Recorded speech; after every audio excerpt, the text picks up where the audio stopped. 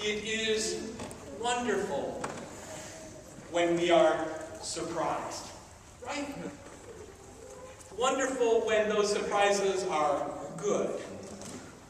And in the stories for today, we have those surprises right there. Some seem so obvious, and others maybe a little smaller. You see, in the gospel for today, the surprise is about this Samaritan. This unexpected one who with 9 others is healed. Who receives mercy. And then comes back to say, thank you. Thank you, Jesus, for your mercy. For allowing me to come back into community. For inviting me to be made whole. Made well. It is an exciting and wonderful surprise. Now, I'd like us to turn from that story, which is about this wonder and the surprise and this incredible thanks, to the first story we read for today. The story of Naaman. Some would say Naaman. Both are acceptable.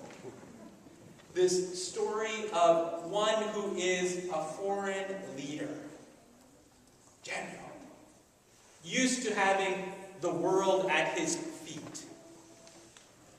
And then something befalls him. He has leprosy. Some sort of skin disease which makes him unclean, unfit to be among the other people.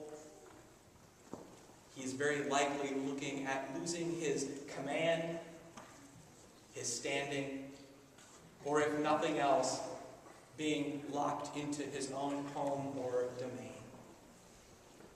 This man is looking at the end of life as he has known it, and this wonderful sense of power and privilege that has been there for him.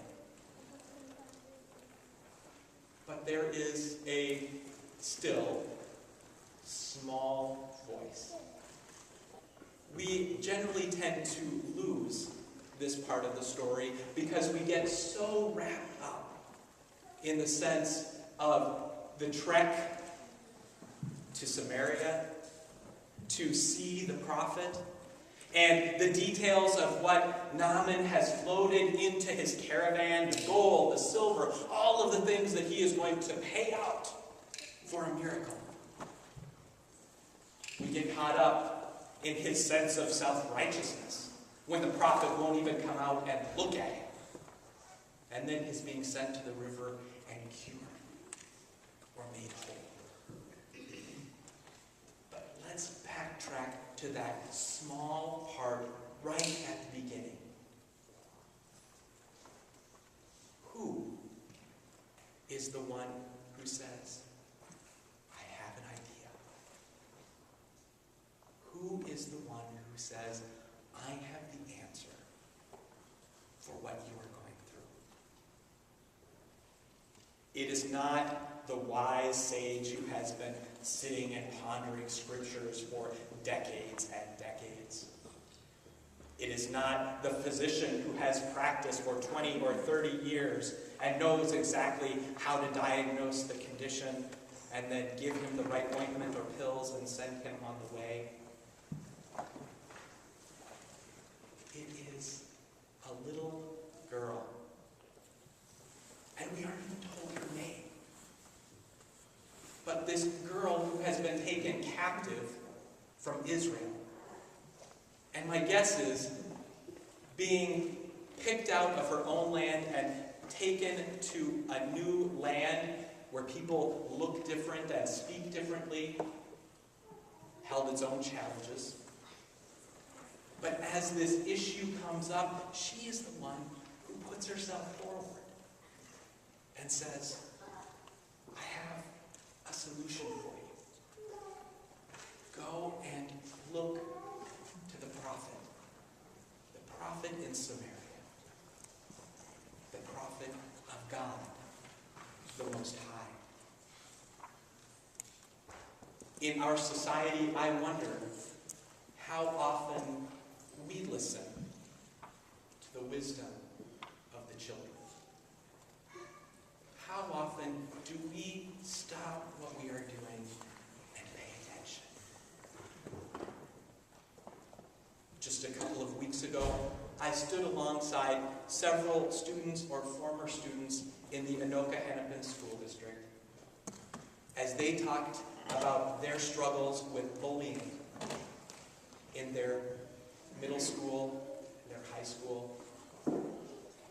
As some of them talked about loss of self-confidence. As they talked about wanting a better future for their friends, for the kids who would come after them. And yet, when it came to the school board meeting, did the adults listen? Did they really hear the wisdom of these children calling for change, for something different? Now, of course, part of this is really tied with the issue and the perception of sexuality within that school district, but it would be wrong for us to say that is the only form of bullying. There are those who are handicapped or have differing abilities. There are those who come from families that have less means and maybe don't wear the right clothes or drive the right cars. There are those who are simply girls who have been picked on by boys, or boys told that they are sissies or that they're not man enough. There are those whose skin color is different, or who speak differently from those in their school.